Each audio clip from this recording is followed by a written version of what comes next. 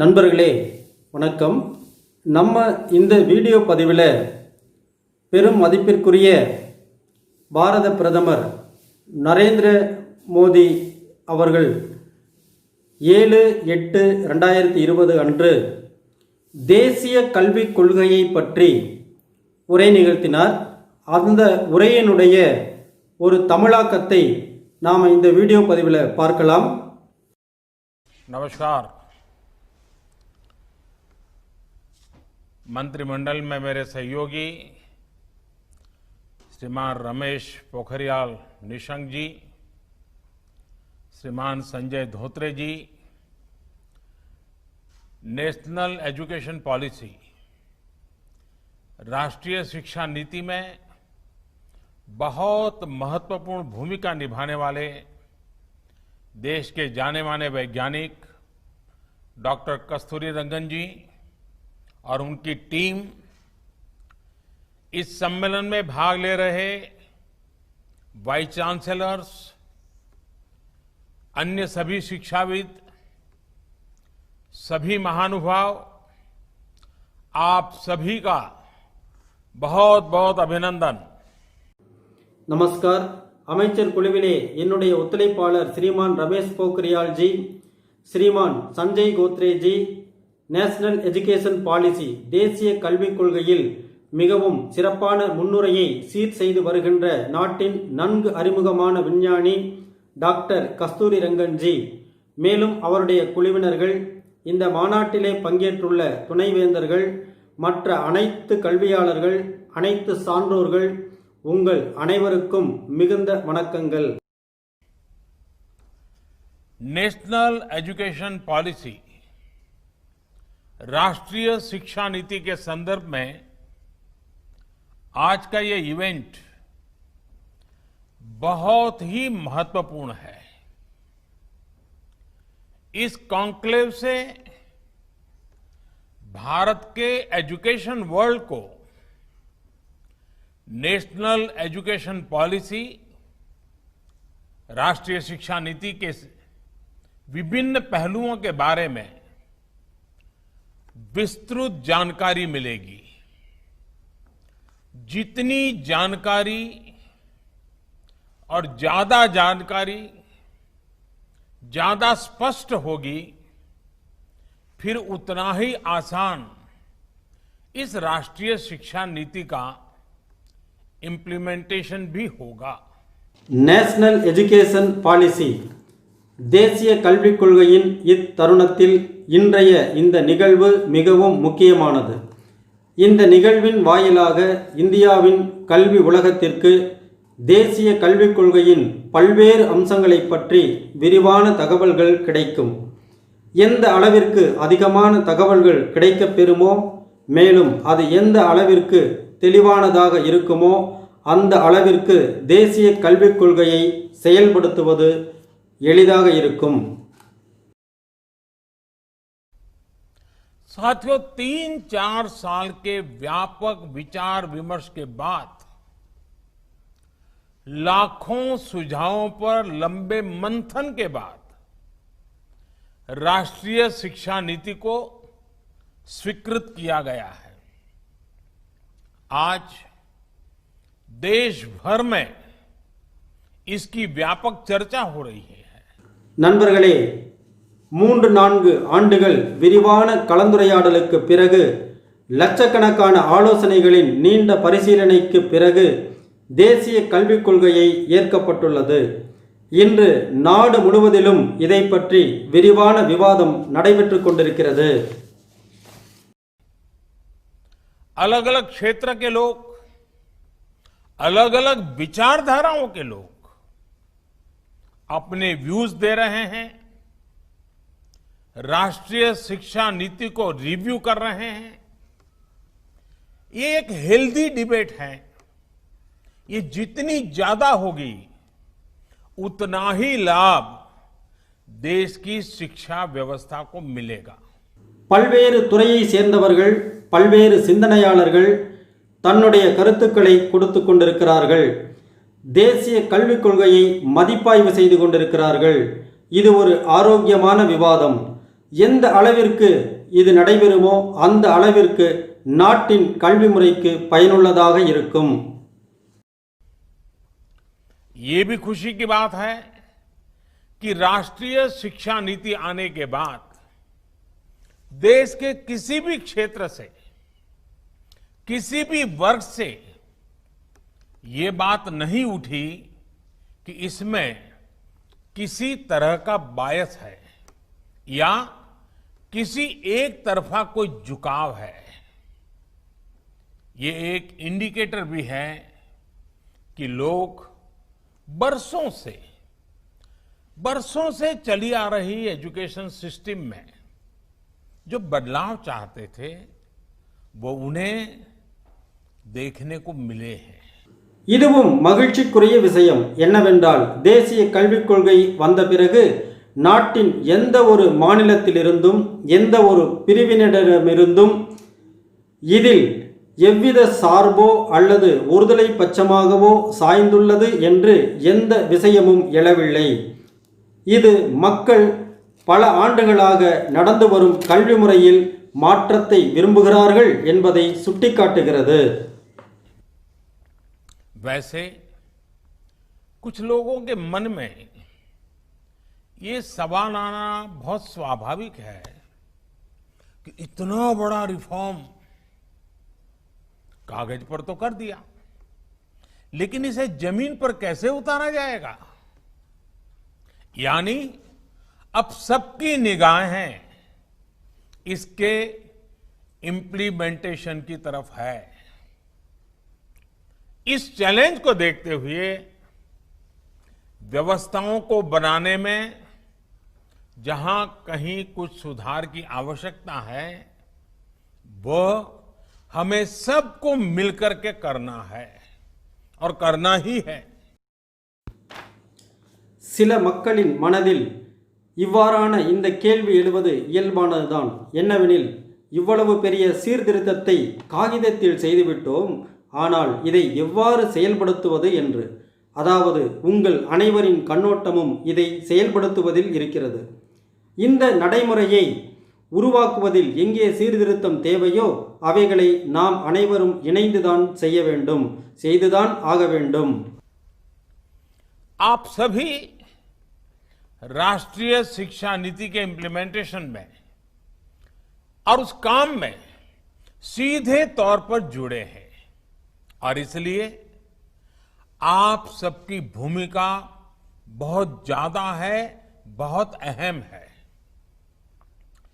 जहां तक political will की बात है, मैं पूरी तरह कमिटेड हूं, मैं पूरी तरह आपके साथ हूं.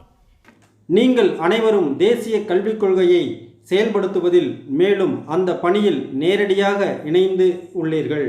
ஆகவே உங்கள் அனைவரின் முன்மொழிவு அதிகமானதாகவும் ஆழமானதாகவும் இருக்கிறது.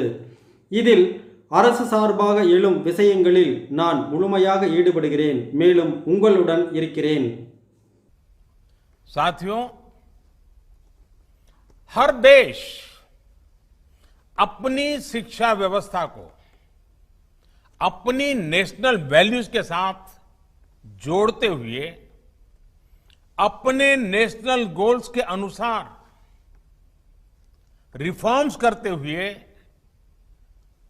आगे बढ़ता है. நண்பர்களே, ஒவ்வொரு நாடும் தன்னுடைய கல்வி முறையை தன்னுடைய தேசிய மதிப்பீட்டோடு இணைத்தவாறு தன்னுடைய தேசிய லட்சியத்திற்கு ஏற்றவாறு சீர்திருத்தம் செய்து முன்னேறுகிறது. मकसद ये होता है कि देश का एजुकेशन सिस्टम अपनी वर्तमान और आने वाली पीढ़ियों को फ्यूचर रेडी रखे, फ्यूचर रेडी करें. भारत की नेशनल एजुकेशन पॉलिसी, राष्ट्रीय शिक्षा नीति का आधार भी यही सोच है. राष्ट्रीय शिक्षा नीति 21वीं सदी के भारत की नए भारत की फाउंडेशन तैयार करने वाली है. நாட்டின் கல்வி முறை தற்காலம் மற்றும் வருகின்ற தலைமுறைக்கான சிறப்பம்சங்களை உருவாக்கி வைத்திருக்க வேண்டும், மேலும் உருவாக்க வேண்டும் என்பதுதான் நோக்கமாகும். நேஷனல் எஜுகேஷன் பாலிசி, தேசிய கல்விக் கொள்கையின் அடிப்படையான சிந்தனையும் இதுதான். தேசிய கல்விக் கொள்கையின் 21ஆம் நூற்றாண்டின் பாரதமும் புதிய அடித்தளத்தை உருவாக்கப் போகிறது. 21वीं सदी के भारत को हमारे युवाओं और हमारे युवाओं को जिस तरह की एजुकेशन की जरूरत है, जैसी स्किल्स चाहिए, राष्ट्रीय शिक्षा नीति पर इन बातों पर विशेष फोकस है. भारत को ताकतवर बनाने के लिए, विकास की नई ऊंचाई पर पहुंचाने के लिए भारत के नागरिकों को और सशक्त करने के लिए, उन्हें ज्यादा से ज्यादा अवसरों के उपयुक्त बनाने के लिए इस एजुकेशन पॉलिसी में खास जोर दिया गया है. 21ஆம் நூற்றாண்டின் இந்தியாவில் நம்முடைய இளைஞர்களுக்கு தேவையான கல்வி, தேவையான திறமையை வழங்க தேசிய கல்விக் கொள்கையில் சிறப்பு கவனம் செலுத்தப்பட்டுள்ளது. பாரதத்தை வலிமையாக்க, வளர்ச்சியின் உச்சத்திற்கு கொண்டு செல்ல, பாரதத்தின் குடிமக்களை மேலும் பலமிக்கவர்களாக உருவாக்க, அவர்கள் அதிகப்படியான வாய்ப்புகளை உபயோகமுள்ளதாக உருவாக்கிக் கொள்ள இந்த கல்விக் கொள்கையில் மிகுந்த கவனம் செலுத்தப்பட்டுள்ளது. जब भारत का स्टूडेंट, चाहे वो नर्सरी में हो या फिर कॉलेज में साइंटिफिक तरीके से पढ़ेगा, तेजी से बदलते हुए समय और तेजी से बदलती जरूरतों के हिसाब से पढ़ेगा, तो वो नेशन बिल्डिंग में कंस्ट्रक्टिव भूमिका निभा पाएगा. இந்திய மாணவர்கள் நர்சரியில் பயின்றாலும் சரி அல்லது கல்லூரியில் விஞ்ஞானம் பயின்றாலும் சரி, வேகமாக மாறிக்கொண்டிருக்கிற காலம், மேலும் வேகமாக மாறிக்கொண்டிருக்கின்ற தேவைகளுக்கு ஏற்ப யார் படிக்கிறார்களோ அவர்கள் தேசத்தின் கட்டுமான பணியில் இணைந்து செயல்பட முடியும். साथियों, बीते अनेक वर्षों से हमारे एजुकेशन सिस्टम में बड़े बदलाव नहीं हुए थे. परिणाम ये हुआ कि हमारे समाज में क्यूरोसिटी और इमेजिनेशन की वैल्यूज को प्रमोट करने के बजाय भेड़ चाल को ही प्रोत्साहन मिलने लगा था.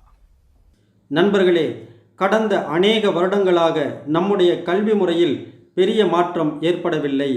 இதன் விளைவு என்னவானதென்றால், நம்முடைய சமூகத்தில் ஆர்வம் மேலும் கற்பனையின் மதிப்பை ஊக்குவிப்பதற்கு பதிலாக செம்மறியாட்டு முறைதான் வளர்க்கப்பட்டது. कभी डॉक्टर बनने के लिए होड़ लगी, कभी इंजीनियर बनाने की होड़ लगी, कभी वकील बनाने की होड़ लगी. इंटरेस्ट, एबिलिटी और डिमांड की मैपिंग किए बिना होड़ लगाने की प्रवृत्ति से एजुकेशन को बाहर निकालना जरूरी था. ஒரு சமயத்தில் டாக்டர் ஆவதற்கு போட்டி ஏற்பட்டது, சில சமயம் பொறியாளர்களை உருவாக்க போட்டி ஏற்பட்டது, சில சமயம் வக்கீல்களை உருவாக்குவதில் போட்டி ஏற்பட்டது. ஆர்வம், திறமை மேலும் தேவை ஆகியவற்றின் வரைபடம் இல்லாமல் போட்டியிடுகின்ற மனப்போக்கிலிருந்து கல்வியை வெளிக்கொணர்வதுதான் மிகவும் அவசியம். हमारे स्टूडेंट्स में, हमारे युवाओं में क्रिटिकल थिंकिंग और इनोवेटिव थिंकिंग विकसित कैसे हो सकती है, जब तक हमारी शिक्षा में पैशन ना हो, फिलॉसफी ऑफ एजुकेशन ना हो, पर्पज ऑफ एजुकेशन ना हो. நம்முடைய மாணவர்களிடம், நம்முடைய இளைஞர்களிடம் விமர்சன சிந்தனை மற்றும் புதுமையான சிந்தனை எப்படி வளர்ச்சியடைய முடியும்? எப்பொழுது வரை நம்முடைய கல்வியில் புதுமை இல்லையோ, கல்வி தத்துவம் இல்லையோ, கல்வியின் நோக்கமும் இல்லையோ?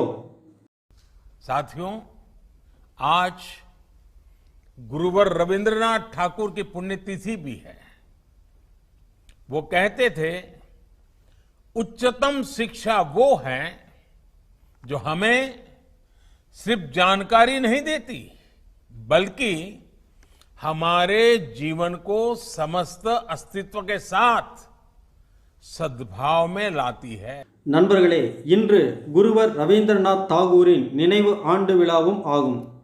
அவர் சொல்லியிருக்கிறார், சிறந்த கல்வி என்பது தகவல்களை மட்டும் கொடுப்பதல்ல, நம்முடைய வாழ்க்கையின் அனைத்து இருப்பு தன்மைகளோடு நல்லுணர்வை கொடுப்பதாகும் என்று. निश्चित तौर पर राष्ट्रीय शिक्षा नीति का बृहद लक्ष्य इसी से जुड़ा है। इसके लिए टुकड़ों में सोचने के बजाय एक होलिस्टिक अप्रोच की जरूरत थी, जिसको सामने रखने में राष्ट्रीय शिक्षा नीति सफल रही है।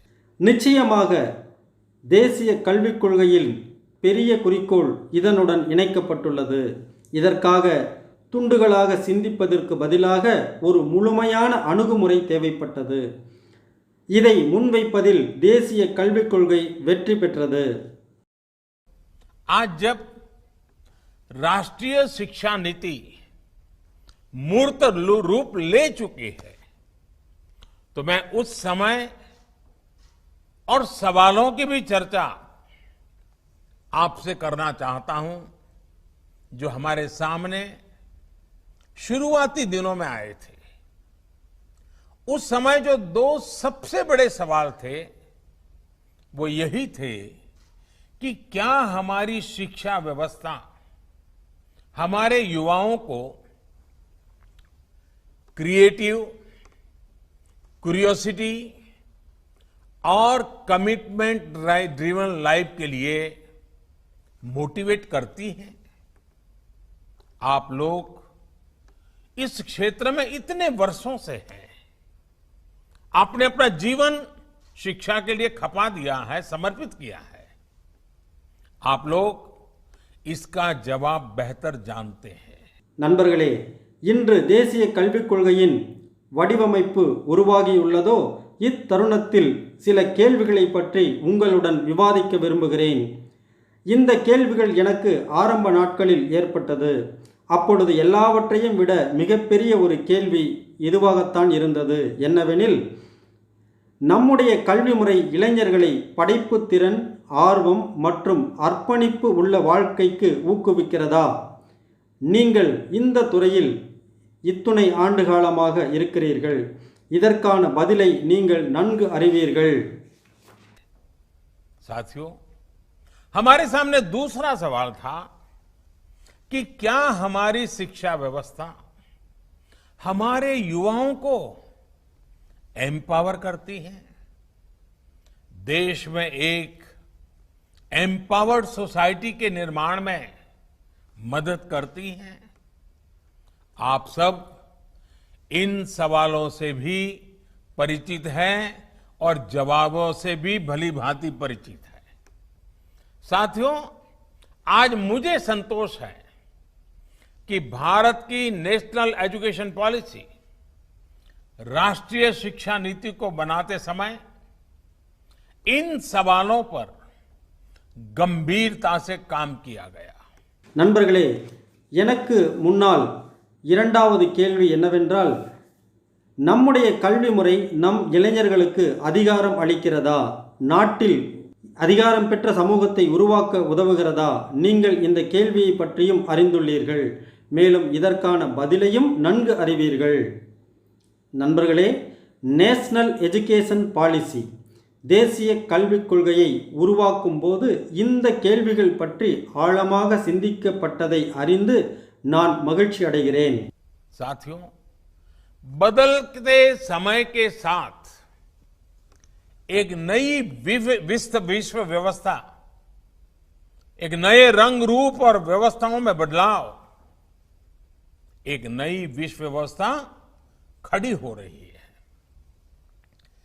एक नया ग्लोबल स्टैंडर्ड भी तय हो रहा है।